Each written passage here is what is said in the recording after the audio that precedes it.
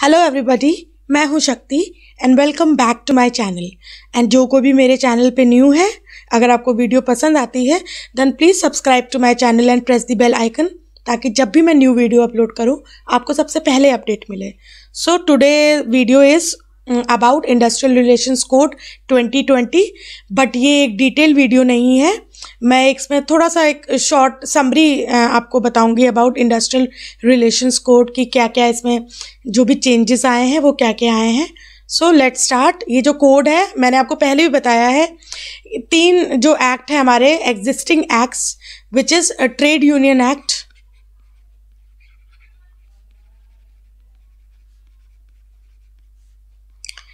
then we have Industrial Employment Standing Orders Act, and the third one is Industrial Dispute Act. इन तीनों को consolidate करके ये एक act लाया गया है जिसको बोला गया है इंडस्ट्रियल रिलेशंस कोड। इनमें जो भी प्रोविजंस थे, चाहे वो ट्रेड यूनियन के प्रोविजंस हो, चाहे वो स्टैंडिंग ऑर्डर्स एक्ट के प्रोविजंस हो, या डिस्प्यूट से रिलेटेड प्रोविजंस हो, उनको थोड़ा बहुत मॉडिफाई करा गया है आज के टाइम के लिए, क्योंकि ये बहुत पुराने एक्ट्स हैं। ये जितने भी एक्ट्स हैं ये बहुत पुराने हैं, और इनमें जो अमेंडमेंट्स भी हुए हैं वो भी बहुत लेटेस्ट रीसेंट अमेंडमेंट नहीं हुए हैं। तो आज के टाइम में आज का जो टाइम है उसको ध्यान में रख के ये एक्ट्स को मॉडिफाई करके एक नया कोड लाया गया है। अभी जो नेक्स्ट वीडियोस होंगी वो होंगी ऑक्यूपेशनल सेफ्टी कोड पे एंड सोशल सिक्योरिटी कोड पे। तो उसमें भी एक्चुअली में जो हमारे प्राइम मिनिस्टर हैं सर नरेंद्र मोदी जी, उन्होंने जितने भी लेबर लॉज हैं उनको कंसोलिडेट करके एज पर the category of the laws, जिस टाइप के वो लेजिस्लेशंस हैं उनको एक ग्रुप में डाल के 4 डिफरेंट कोड्स लाए हैं वो। जैसे कि अभी हमने पहले पढ़ा था कोड ऑन वेजेस, तो जो भी वेज से रिलेटेड जो भी एक्ट है, जैसे payment of wages act, then equal remuneration act, then payment of bonus act and minimum wages act. तो ये 4 एक्ट जो वेजेस से रिलेटेड है उनको कंसोलिडेट करके we have codes on wages. अभी इंडस्ट्रियल रिलेशन से रिलेटेड जो एक्ट है, जैसे कि ट्रेड यूनियन है, स्टैंडिंग ऑर्डर्स है, इंडस्ट्रियल डिस्प्यूट है, उसको कंसोलिडेट करके एक कोड लाया गया है। देन ऑक्यूपेशनल सेफ्टी से रिलेटेड जो एक्ट हैं, जैसे कि फैक्ट्री एक्ट हो गया या कॉम्पनसेशन एक्ट है, तो ये जो सब एक्ट्स हैं इनको कंसोलिडेट करके we have occupational safety act. Then social security act, social securities में ग्रेच्युटी एक्ट है, प्रोविडेंट फंड एक्ट है। तो ये जो सारे एक्ट हैं, ESI है, तो इनको कंसोलिडेट करके एक एक्ट बनाया गया है। तो अभी जो मेरी कमिंग वीडियोस होंगी उनमें मैं पहले एक छोटा सा एक ओवरव्यू दूंगी, क्योंकि जैसा कि आप स्क्रीन पे देख रहे हैं बहुत बड़ा एक्ट है इंडस्ट्रियल रिलेशंस कोड का। इसमें टोटल 14 चैप्टर्स हैं, 104 सेक्शंस हैं एंड टोटल 3 शेड्यूल्स हैं। तो इसको एक वीडियो में ऑब्वियसली ये पूरा का पूरा एक्ट कंप्लीट नहीं होगा, तो पहले मैं एक छोटा सा एक समरी लाई हूँ, उसके बाद फिर मैं डिटेल वीडियो भी लाऊंगी। So let's start with the introduction. The industrial relation code 2020 IRC20 has been introduced as a part of labor legislation consolidation in terms of the recommendation of second National Labour Commission on Labour.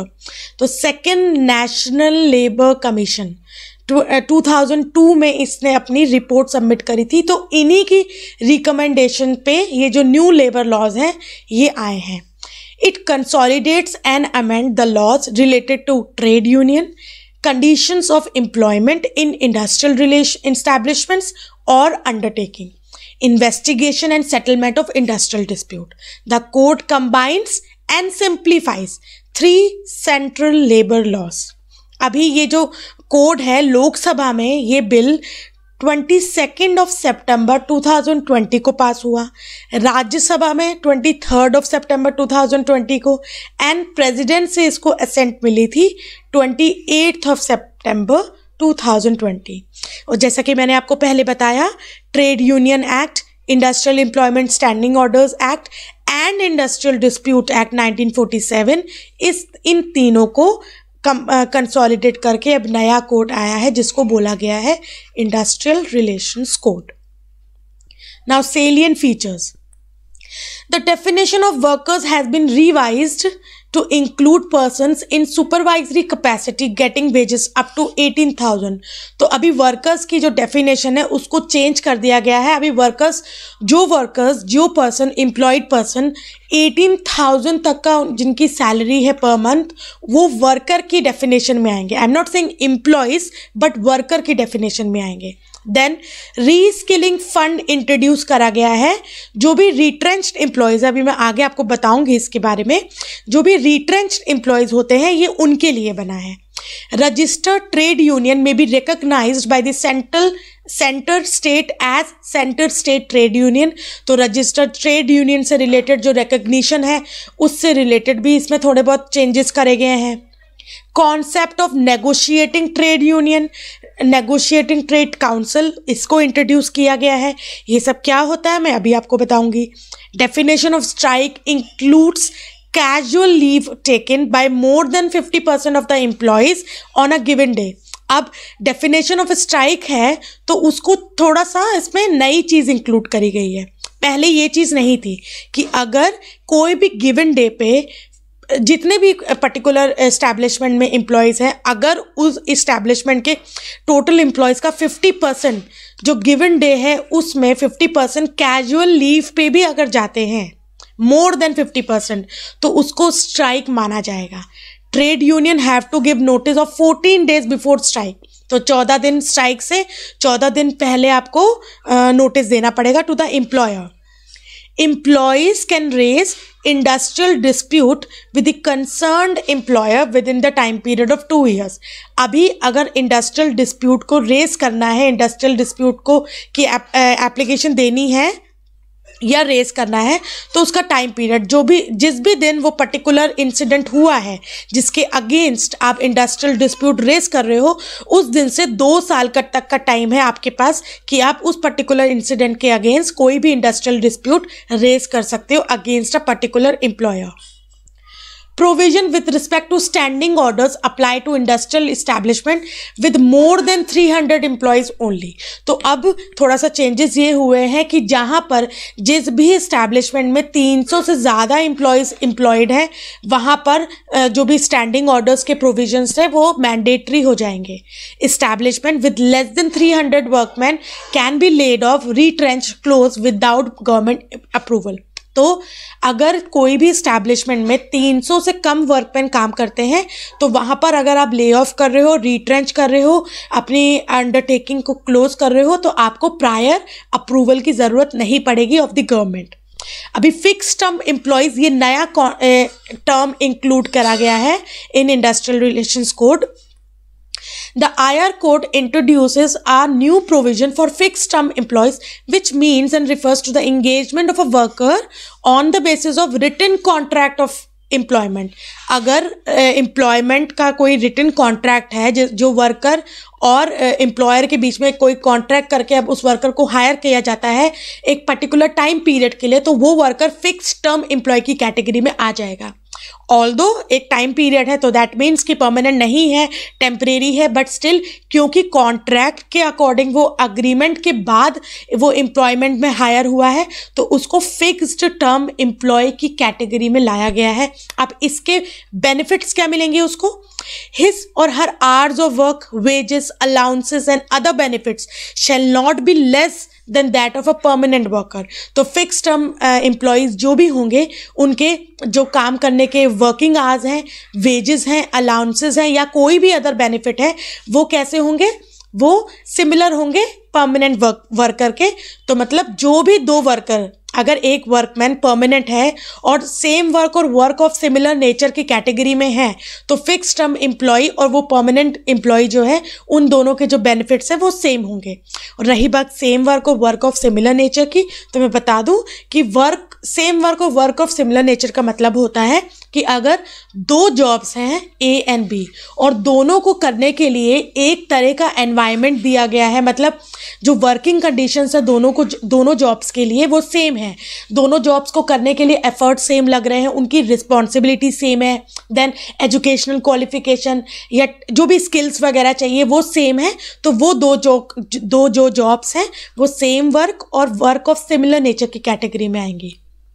He or she shall be eligible for all statutory benefits available to a permanent worker proportionately according to the period of service rendered by him, even if his or her period of employment does not extend to the qualifying period of employment required. अच्छा, अभी इसमें ये बोला जा रहा है कि जो भी फिक्स टर्म एम्प्लॉय है उनके जो बेनिफिट्स होंगे वो स्टैट्यूटरी बेनिफिट्स के अकॉर्डिंग ही होंगे.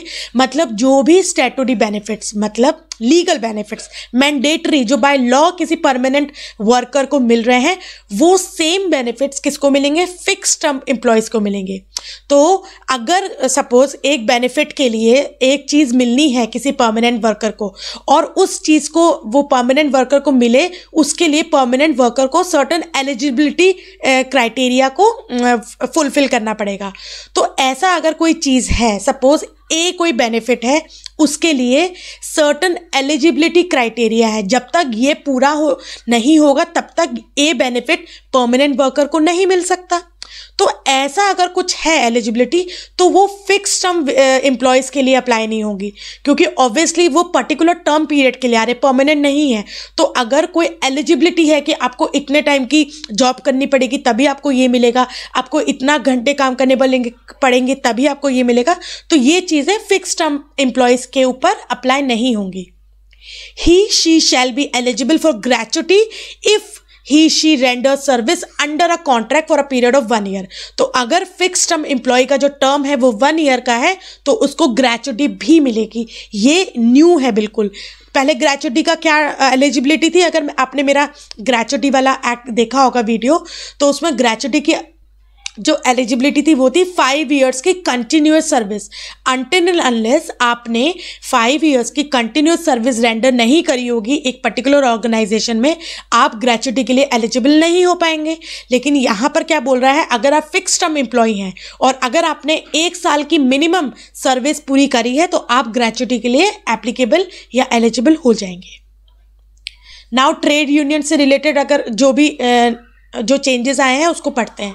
The IRC code 2020 provides a new concept of negotiating union, negotiating council in an industrial establishment. अभी ये क्या है इसको हम एक डायग्राम के थ्रू पढ़ लेते हैं. सपोज किसी ऑर्गेनाइजेशन में कोई सिंगल ट्रेड यूनियन ही है, तो अगर वो पर्टिकुलर एक ही ट्रेड यूनियन है तो वो क्या हो जाएगी, फिर सोल नेगोशिएटिंग ट्रेड यूनियन बन जाएगी. ये कब होगा, जब वो सिंगल ही है. लेकिन अगर एक से ज़्यादा ट्रेड यूनियन एक्टिव है तो तब नेगोशिएटिंग ट्रेड यूनियन बनने के लिए आपको एलिजिबल होना पड़ेगा, एक पर्टिकुलर क्राइटेरिया फुलफिल करना पड़ेगा. अभी वो क्या है क्राइटेरिया, अगर जो 2 हैं ट्रेड यूनियन, उनमें से कोई एक ट्रेड यूनियन के पास जो मेंबरशिप है, जो वर्कर्स काम कर रहे हैं, वो वर्कर्स कितने हैं, वो इंडस्ट्री में टोटल 51% वर्कर्स उस पर्टिकुलर ट्रेड यूनियन में है, तो फिर वो जो ट्रेड यूनियन है वो नेगोशिएटिंग ट्रेड यूनियन बन जाएगी. ठीक है. आप देखो, अगर सिंगल ट्रेड यूनियन है तो सिंगल है तो फिर तो क्राइटेरिया की कोई ज़रूरत नहीं है, फिर वो सोल नेगोशिएटिंग ट्रेड यूनियन बन जाएगी. लेकिन अगर एक से ज़्यादा ट्रेड यूनियन है तो देखा जाएगा कौन सी ट्रेड यूनियन में जो मेंबर्स हैं, जो वर्कर्स हैं, वो सबसे ज़्यादा हैं और कितने हैं. अगर किसी एक ट्रेड यूनियन में जो इंडस्ट्री के टोटल वर्कर्स इंगेज्ड हैं, मतलब जिस भी इंडस्ट्री की वो ट्रेड यूनियन है, उस इंडस्ट्री के 51% से ज़्यादा मेंबर्स वर्कर्स उस पर्टिकुलर ट्रेड यूनियन में हैं, तो फिर वो क्या बन जाएगी, नेगोशिएटिंग ट्रेड यूनियन. लेकिन अगर किसी ट्रेड यूनियन में 51% की क्राइटेरिया फुलफिल ही नहीं कर रहा है, मतलब 2 ट्रेड यूनियन है और दोनों में से किसी भी ट्रेड यूनियन में 51% से ज़्यादा मेंबर्स है ही नहीं, जो कि उस पर्टिकुलर इंडस्ट्री के वर्कर्स हैं नहीं हैं, तो ऐसे में क्या होगा, एक ट्रेड यूनियन क्या बन जाएगी, एक ट्रेड यूनियन काउंसिल बन जाएगा, एक ट्रेड काउंसिल बन जाएगा. और ट्रेड काउंसिल में क्या होगा, जिस भी ट्रेड यूनियन में 20% से ज़्यादा अगर वर्कर्स हैं तो वो ट्रेड यूनियन क्या बन जाएगी, ट्रेड काउंसिल में आ जाएगी. ट्रेड यूनियन नहीं बनेगी बट ट्रेड काउंसिल बन जाएगी. आई होप आपको ये चीज़ समझ में आया होगा. देखो बहुत सिंपल सी चीज़ है, अगर सिंगल ट्रेड यूनियन है तो सोल नेगोशिएटिंग ट्रेड यूनियन बन जाएगी, अगर मल्टीपल है तो देखा जाएगा कौन सी ट्रेड यूनियन में 51% से ज़्यादा वर्कर्स हैं। वर्कर्स कौन से, जो जिस इंडस्ट्री की ट्रेड यूनियन है उस इंडस्ट्री के 51% से ज़्यादा लोग उस पर्टिकुलर ट्रेड यूनियन में हैं, तो फिर क्या होगा, फिर वही trade union negotiating trade union बन जाएगी। लेकिन अगर लेस देन 51% का क्राइटेरिया है, मतलब 51% वाला क्राइटेरिया कोई फुलफिल ही नहीं कर रहा है, तो उस केस में क्या होगा, फिर जहाँ पर 20% से ज़्यादा वर्कर्स होंगे तो वो क्या बन जाएगी, नेगोशिएटिंग ट्रेड काउंसिल बन जाएगी। आई होप आपको ये चीज़ समझ में आई होगी। In case of multiple trade union with none meeting the above 51% of membership criteria, the employer should constitute a negotiating council consisting of representative of such registered trade unions which have support of not less than 21% of total workers. I hope आपको इतना समझ में आ गया होगा। अगर कोई confusion हो तो आप प्लीज़ कमेंट सेक्शन में पूछ सकते हैं। Strikes and lockouts. अब स्ट्राइक्स में क्या है, IRC 20 defined strikes to include concerted casual leaves on a given day by 50% or more workers employed in an industry. मैंने आपको इससे पहले वाली स्लाइड में बताया था, अगर किसी गिवन डे में 50% से ज़्यादा वर्कर्स एक साथ कैजुअल लीव पे चले जाते हैं तो वो स्ट्राइक मानी जाएगी। No person employed can go on a strike without giving 14 days notice to an employer. तो एम्प्लॉयर को स्ट्राइक पे जाने से पहले 14 दिन का नोटिस देना पड़ेगा। वो नोटिस 60 days तक एप्लीकेबल होगा, मतलब वैलिड होगा। और जिस दिन भी एम्प्लॉयर को नोटिस मिला है उस दिन से 5 दिन के अंदर एम्प्लॉयर को गवर्नमेंट को बताना पड़ेगा। क्या करना पड़ेगा, जिस दिन भी उसको मिला है उस दिन से 5 दिन के अंदर क्या करना पड़ेगा, उसको स्ट्राइक जो भी है, मतलब अप्रोप्रिएट गवर्नमेंट है या कॉन्सुलेशन ऑफिसर है, उसको वो नोटिस के बारे में बताना पड़ेगा। देखो एक यूनियन है, उसने स्ट्राइक करनी है तो उसको 14 दिन के पहले, मतलब जिस दिन भी स्ट्राइक हो रही है उससे 14 days से पहले क्या करना पड़ेगा, एम्प्लॉयर को नोटिस देना पड़ेगा। अब जिस दिन भी उस एम्प्लॉयर के पास नोटिस पहुंचा है उसको उस नोटिस की रिपोर्ट किसको देनी पड़ेगी, to the appropriate government and conciliation officer. और कितने दिन के अंदर, जिस दिन भी नोटिस गया है उसको स्ट्राइक का, उस दिन से 5 days के अंदर उसको नोटिस की रिपोर्ट देनी पड़ेगी। अब इसमें एक और चीज़ कह रहा है कि जब भी स्ट्राइक होगी, मतलब अगर कोई कॉन्सुलेशन प्रोसीडिंग चल रही है तो उस कॉन्सुलेशन प्रोसीडिंग जब कंक्लूड होगी उसके 7 days तक आप स्ट्राइक नहीं कर सकते हो।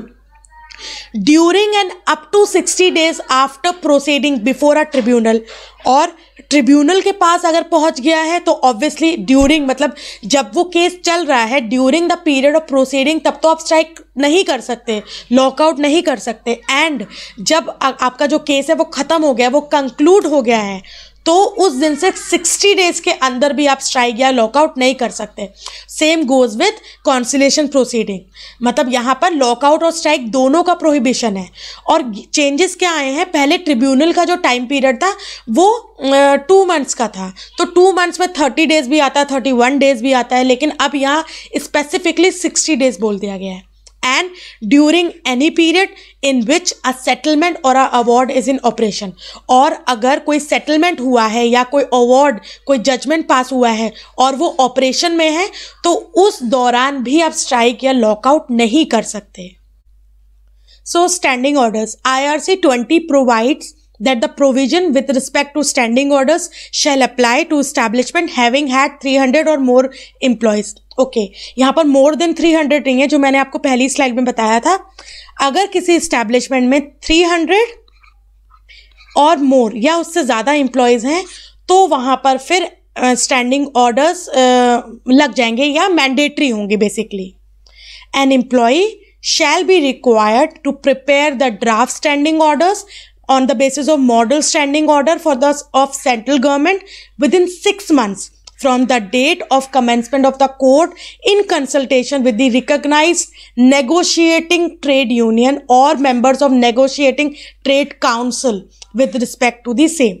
अब जो 6 मंथ्स का क्राइटेरिया है वो तो सेम है जैसे स्टैंडिंग ऑर्डर्स था, मतलब जब भी ये कोड आपका एप्लीकेबल हो जाएगा उस टाइम से 6 मंथ्स के अंदर आपको एक draft standing order certifying officer को सबमिट करना पड़ेगा। अब वो जो ड्राफ्ट स्टैंडिंग ऑर्डर है वो आपको, अगर नेगोशिएटिंग यूनियन है तो आप उसके साथ कंसल्ट करके करोगे, और अगर यूनियन नहीं है, काउंसिल है, तो उसके साथ कंसल्टेशन में आप करोगे।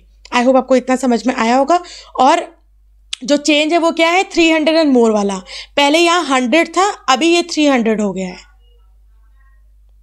रीस्किलिंग फंड IRC 20 का मतलब है industrial relations code 2020 provides for setting up of reskilling fund for the employees retrenched from the industrial establishment। जो employees का retrenchment हो गया है उन employees के लिए एक reskilling fund इंट्रोड्यूस करा गया है। ये न्यू कॉन्सेप्ट है जो IR कोड में इंट्रोड्यूस किया गया है।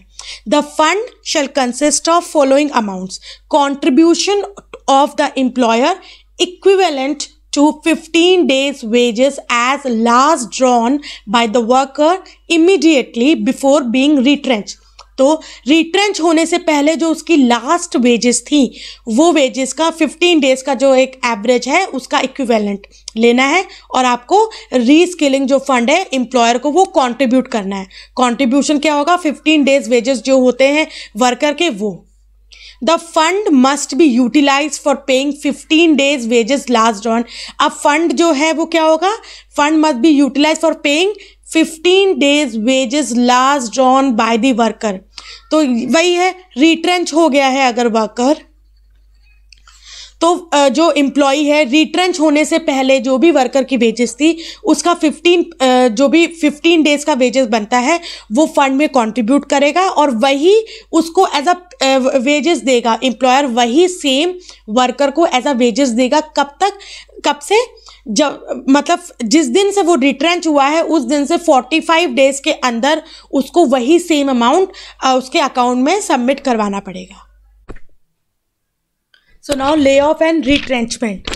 अब ले ऑफ क्या होता है, lay off is the inability. अच्छा, अगर किसी भी रीज़न की वजह से, ये जो रीजंस दिए हैं इनकी वजह से अगर एम्प्लॉयर वर्कर को काम नहीं दे रहा है, एम्प्लॉय नहीं कर रहा है, तो उसको माना जाएगा कि वर्कर को ले ऑफ कर दिया गया। और वो रीज़न क्या है, inability of shortage of power या कोल की शॉर्टेज है, पावर की शॉर्टेज है, मटेरियल की शॉर्टेज है, raw material basically, breakdown of machinery है, अक्यूमुलेशन ऑफ मटेरियल मतलब स्टॉक का अक्यूमुलेशन हो गया है, नेचुरल कैलेमिटी आ गई है। और इन सब रीज़न की वजह से अगर वर्कर को एम्प्लॉयमेंट नहीं मिल रही है, एम्प्लॉयर वर्कर को एम्प्लॉय नहीं कर रहा है, और वर्कर रिट्रेंच भी नहीं हुआ है और अदरवाइज भी उसको एम्प्लॉयमेंट नहीं मिल रही है, और रीज़न क्या है कि वहाँ पर शॉर्टेज ऑफ कोल है, शॉर्टेज ऑफ पावर है, मटेरियल, रॉ मटेरियल की शॉर्टेज है, या मशीनरी ब्रेकडाउन है, अक्यूमुलेशन ऑफ स्टॉक है, नेचुरल कैलेमिटी है, तो माना जाएगा कि वहाँ पर वर्कर को ले ऑफ कर दिया गया है। अब रिट्रेंचमेंट की अगर बात आती है तो रिट्रेंचमेंट का मतलब होता है कि अगर आपकी सर्विस टर्मिनेट हो रही है, वो किसी भी रीज़न से हो सकती है अदर देन ए। पहला तो रीज़न ये जो ऊपर लिखा है इसकी वजह से ना हो रही हो, दूसरा कोई आपके ऊपर डिसिप्लिनरी एक्शन ना लिया जा रहा हो, और आप रिटायर नहीं हो रहे हो, नॉन रिन्यूअल ऑफ कॉन्ट्रैक्ट ना हो, कंप्लीशन ऑफ टेन्योर ना हो। अगर ये सब नहीं है और इसके अलावा आपका कोई भी जो जॉब है आपकी टर्मिनेट हो रही है, तब माना जाएगा रिट्रेंच हो रहे हो। मतलब अगर कोई एम्प्लॉय है और या वर्कर है और उसके ऊपर उसने कोई मिसकंडक्ट करा है, ठीक है, और मिसकंडक्ट करने की वजह से उसके ऊपर कोई डिसिप्लिनरी एक्शन लिया जा रहा है, उसकी वजह से उसकी जॉब जाती है, तो वो रिट्रेंचमेंट में नहीं आएगा। अगर वो रिटायर हो रहा है तो भी वो रिट्रेंचमेंट में नहीं आएगा। उसका कॉन्ट्रैक्ट, जिस कॉन्ट्रैक्ट के साथ वो हायर किया गया था, उसका कॉन्ट्रैक्ट ख़त्म हो गया है और रिन्यू भी नहीं करा उसका कॉन्ट्रैक्ट, तब भी नहीं आएगा रिट्रेंचमेंट में। उसका टेन्योर जो भी काम करता है वो कंप्लीट हो गया है, सुपर एनुएशन हो गया है, या बीमार रहता था, इल हेल्थ की वजह से उसने अपनी जॉब को टर्मिनेट कर दिया, उसकी जॉब टर्मिनेट हो गई है या अपनी जॉब से हट गया है वो, तो भी वो रिट्रेंचमेंट की कैटेगरी में नहीं आएगा। तो अगर कोई एम्प्लॉय रिट्रेंच होता है और वो रीज़न कौन सा होना चाहिए, अदर देन दीज, पहला तो ये, और बाकी के ये अदर देन दीज, तो माना जाएगा कि वो रिट्रेंच है। और ले ऑफ और रिट्रेंचमेंट के जो भी प्रोविजंस हैं वो उन इस्टेब्लिशमेंट में नहीं अप्लाई होंगे जहाँ पर 50 से कम वर्कर्स काम करते हैं या वो इस्टेब्लिशमेंट सीजनल है। Employers are required to give every worker who has completed at least 1 year of continuous service, हर कोई वर्कर जिसने 1 साल की कंटिन्यू सर्विस रेंडर करी है अपनी इस्टेब्लिशमेंट में, तो अगर वो लेड ऑफ हो रहा है तो उस केस में उसको कितना कॉम्पनसेशन मिलेगा? बेसिक वे, उसकी जो भी बेसिक वेजेस हैं उसका 50% एंड डीएनएस अलाउंस। अभी डिटेल में जो भी लेड ऑफ का कॉम्पनसेशन है वो मैं आपको कब पढ़ाऊंगी? जब मैं आपको डिटेल में IR कोड कराऊंगी। अगर रिट्रेंच हो रहा है तो 1 year, every 1 year of continuous service, 15 दिन की wages for every 1 year of continuous service for such period of to the worker who has bin retrench. तो जो भी प्रिस्क्राइब्ड पीरियड होगा, जितने भी टाइम पीरियड के लिए उसको मिलना चाहिए रिट्रेंचमेंट का कॉम्पनसेशन, जो कि हम आगे डिटेल वीडियोस में पढ़ेंगे, तो उस पीरियड के लिए उसको हर उसके कंप्लीटेड कंटिन्यूस ईयर का 15 डेज का वेजेस का जो भी कॉम्पनसेशन है वो मिलेगा। फर्दर, फैक्ट्रीज, माइंस, प्लांटेशंस, अगर आपकी इस्टेब्लिशमेंट एक फैक्ट्री है या माइन है या वो प्लांटेशन है और अगर वहाँ पर 300 से ज़्यादा वर्कर्स काम करते हैं, तो अगर आप वहाँ ले ऑफ कर रहे हो, रिट्रेंच कर रहे हो या अपनी इस्टेब्लिशमेंट को क्लोज कर रहे हो, तो आपको परमिशन लेनी पड़ेगी अप्रोप्रिएट गवर्नमेंट की, प्रायर परमिशन अप्रोप्रिएट गवर्नमेंट की लेनी पड़ेगी। नाउ कॉन्स्टिट्यूशन ऑफ ट्रिब्यूनल्स, अभी ट्रिब्यूनल्स के बारे में हम पढ़ते हैं। The IR code provide for the constitution of 1 or more industrial tribunals and national tribunal. Industrial tribunal shall be set up in place of existing bodies. तो ID act, industrial dispute act के under जो adjudicating existing bodies है, जैसे कि court of inquiry है, board of conciliation है, labour court है, इनकी जगह कौन ले लेगा? इंडस्ट्रियल ट्रिब्यूनल्स ले लेंगे। तो अभी इंडस्ट्रियल ट्रिब्यूनल्स जो बन रहे, जो कॉन्स्टिट्यूट होंगे, उनमें कौन कौन प्रिसाइडिंग ऑफिसर होगा? 2 मेंबर्स को अपॉइंट किया जाएगा। तो 2 मेंबर्स जो अपॉइंट होंगे उनमें से एक मेंबर जो होगा वो जुडिशरी से रिलेटेड होगा, मतलब लीगल से रिलेटेड होगा, कोर्ट वगैरह से रिलेटेड होगा। और जो दूसरा मेंबर होगा वो एडमिनिस्ट्रेशन से रिलेटेड होगा, एडमिनिस्ट्रेटिव होगा। आई होप आपको इतना समझ में आया होगा। एंड सेंट्रल गवर्नमेंट को अगर लगता है कि वो चाहे तो क्या कर सकती है? एक से ज़्यादा नेशनल ट्रिब्यूनल्स को कॉन्स्टिट्यूट कर सकती है for adjudicating industrial dispute which in the opinion of central government involve the question of national importance. तो अगर डिस्प्यूट ऐसा है जो नेशनल इंपॉर्टेंस से रिलेटेड है, मतलब एक से ज़्यादा स्टेट को अफेक्ट कर रहा है, पूरे नेशन को अफेक्ट कर रहा है, तो फिर उसको कौन हैंडल करेगा? नेशनल ट्रिब्यूनल हैंडल करेगी। एंड उन डिस्प्यूट्स के लिए एक से ज़्यादा नेशनल ट्रिब्यूनल्स को सेंट्रल गवर्नमेंट कौन अपॉइंट करता है? सेंट्रल गवर्नमेंट अपॉइंट कर सकती है। इंडस्ट्रियल ट्रिब्यूनल को अप्रोप्रिएट गवर्नमेंट अपॉइंट कर रही है, नेशनल ट्रिब्यूनल को सेंट्रल गवर्नमेंट अपॉइंट कर रही है। The national tribunal also consist of 2 members to be appointed by central government, same as industrial tribunal. यहाँ भी 2 members होंगे, बट डिफरेंस ये है, यहाँ जो 2 members अपॉइंट होंगे उसको कौन अपॉइंट करेगा? Central government. Grievance redressal mechanism. IRC 20 provides that every industrial establishment employing 20 or more than 20 employees must have 1 or more grievance redressal committee for resolution of dispute. तो जहाँ 20 से ज़्यादा एम्प्लॉयज़ हैं वहाँ पर क्या होगा? यहाँ पर 20 से ज़्यादा एम्प्लॉयज़ काम करते हैं, वर्क करते हैं, एम्प्लॉय करते हैं, वहाँ पर एक ग्रीवेंस रिड्रेसल कमिटी अपॉइंट होगी फॉर रिजॉल्विंग द डिस्प्यूट्स। जो ग्रीवेंसेस से डिस्प्यूट अराइज हुए हैं उनको रिजॉल्व करने के लिए। The committee should consist of equal number of members representing the employers and workers. Employers and workers की तरफ से रिप्रेजेंटेटिव्स आएंगे जो कि इक्वल एंड नंबर होंगे। एक चेयरमैन होगा जो इंडिपेंडेंट ऑब्वियसली होगा, और इंडिपेंडेंट नहीं होगा, जिसको ऑल्टरनेटिवली अपॉइंट किया जाएगा। मतलब अगर एक साल एम्प्लॉयर्स की तरफ से कोई वो बना है चेयरमैन, तो अगले साल वर्कर की तरफ से बनेगा, फिर एम्प्लॉयर की तरफ से, फिर वर्कर्स की तरफ से, तो रोटेशनल बेसिस पे होगा। और टोटल कितने मेंबर्स होने चाहिए इस कमेटी में? टोटल मैक्सिमम 10 होने चाहिए, कैन नॉट एक्सीड 10। तो ये चेंज आया है आईडी एक्ट में जो चेंजेस आए थे, मतलब आईडी एक्ट में क्या था, जो 2010 का जो अमेंडमेंट हुआ था उसके बाद टोटल 6 मेंबर्स थे मैक्सिमम, अभी 6 को बढ़ा के 10 मेंबर्स कर दिया गया है। Dispute relating to termination of individual worker, IRC 20 classifies any dispute in relation to discharge, dismissal, retrenchment and otherwise termination of service of an individual worker to be an industrial dispute। तो अगर किसी worker को गलत तरीके से discharge किया जा रहा है, डिसमिस किया जा रहा है, रिट्रेंच किया जा रहा है, अदर देन मतलब जो भी प्रोविजन है उसके अगेंस्ट जाके अगर ये सब किया जा रहा है तो वो इंडस्ट्रियल डिस्प्यूट रेस कर सकता है। उसके जो भी होगा, जो भी डिस्प्यूट होगा उस इंडिविजुअल वर्कर और एम्प्लॉयर के बीच में, वो इंडस्ट्रियल डिस्प्यूट की कैटेगरी में आएगा। The worker may apply to the industrial tribunal, और उस केस में वो इंडस्ट्रियल ट्रिब्यूनल को एडजुडिकेशन के लिए अप्लाई कर सकता है। The worker may apply to the tribunal 45 days after the application, लेकिन उससे पहले उसको कॉन्सिलेशन में देना पड़ेगा। अपने डिस्प्यूट को रिजॉल्व करने के लिए कॉन्सिलेटिंग ऑफिसर के सामने जाना पड़ेगा। वो कॉन्सिलेशन की जो प्रोसीडिंग्स होंगी उसके ख़त्म होने के बाद 45 डेज के बाद ही आप इंडस्ट्रियल ट्रिब्यूनल को अप्लाई कर सकते हो। तो पहले आपको कॉन्सिलेशन में जाना पड़ेगा और उसके 45 डेज के बाद आपको इंडस्ट्रियल ट्रिब्यूनल में आप अप्लाई कर सकते हो। और ऑब्वियसली कॉन्सिलेशन में अगर सेटलमेंट नहीं हो पाएगा तभी आप आगे बढ़ोगे। अगर इस स्टेज पे, कॉन्सिलेटिंग स्टेज पे सेटलमेंट हो जाता है तो फिर इंडस्ट्रियल ट्रिब्यूनल में जाने की ज़रूरत ही नहीं है। लेकिन अगर डिस्प्यूट तब भी सेटल नहीं हो रहा है तो 45 डेज के बाद आप क्या कर सकते हो, इंडस्ट्रियल ट्रिब्यूनल में अप्लाई कर सकते हो।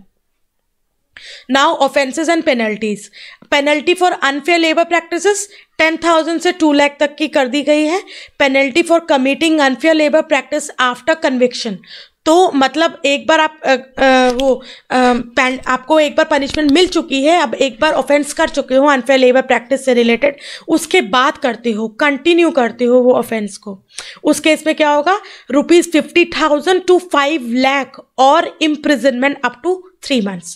Penalty for contravention of provision of lay off retrenchment and closure, अगर lay off retrenchment and closure से रिलेटेड कोई ऑफेंस है तो वहां पर 1 लाख से लेकर 10 लाख तक की पेनल्टी है। Penalty for contravening the provision of lay off retrenchment and closure after conviction, तो एक बार ऑफेंस कर चुके हो, कंटिन्यू कर रहे हो offence continue,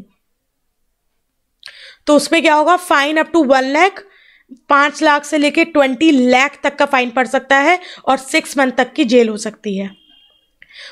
penalty in case of violation of, अगर आप कोई चीज़ वॉयलेट करते हो, किससे related, rights of workers laid off for compensation, conditions for retrenchment, compensation to worker in case of transfer of establishment, compensation to worker in case of closing down, अगर इन सब चीज़ों में आप कोई प्रोविजन को वॉयलेट करते हो, आप कॉम्पनसेशन में कोई वॉयलेशन कर रहे हो, ले ऑफ की कॉम्पनसेशन में गलत तरीके से रिट्रेंच कर रहे हो, रिट्रेंचमेंट की कंडीशंस में कोई वॉयलेशन कर रहे हो, या कॉम्पनसेशन ट्रांसफर ऑफ इस्टेब्लिशमेंट है उससे रिलेटेड कोई कॉम्पनसेशन अगर देना है तो उसमें वॉयलेशन हो रहा है, क्लोजर्स के केस में जो कॉम्पनसेशन दिया जाता है उस पर वॉयलेशन हो रहा है, तो उस केस में 50,000 तक से 2 लाख तक की आपको पेनल्टी पड़ सकती है। Penalty in case of violation after conviction, तो सेम केसेस, अगर ऑफेंस कंटिन्यू होता है तो 1 लाख से 5 लाख तक की फाइन पड़ सकता है और 6 मंथ तक का आपको इम्प्रिजनमेंट मतलब जेल हो सकती है। ये था एक ब्रीफ समरी थी, एक नटशेल में आपको इंडस्ट्रियल रिलेशंस कोड मैंने आपको समझाने की कोशिश करी है कि एक्चुअली में छोटे मोटे जो भी मॉडिफिकेशंस आए हैं वो क्या आए हैं। हालांकि मैं आपको डिटेल में भी ये वीडियो करवाऊंगी, सिंस थोड़ा बड़ा वीडियो है तो उसको धीरे धीरे मतलब पार्ट्स में कराऊंगी, तो पार्ट्स में आने से पहले आपको एक जिस्ट देना चाह रही थी मैं, इसलिए मैंने आपको ये वीडियो करवाई। आई होप आपको ये पसंद आई होगी और ऐसे ही मैं एक समरी लाऊंगी occupational safety code and social security code की। सो नेक्स्ट वीडियो तक please stay connected and video अच्छी लगी तो सब्सक्राइब करना मत भूलिएगा। Okay, bye bye and take care and keep learning.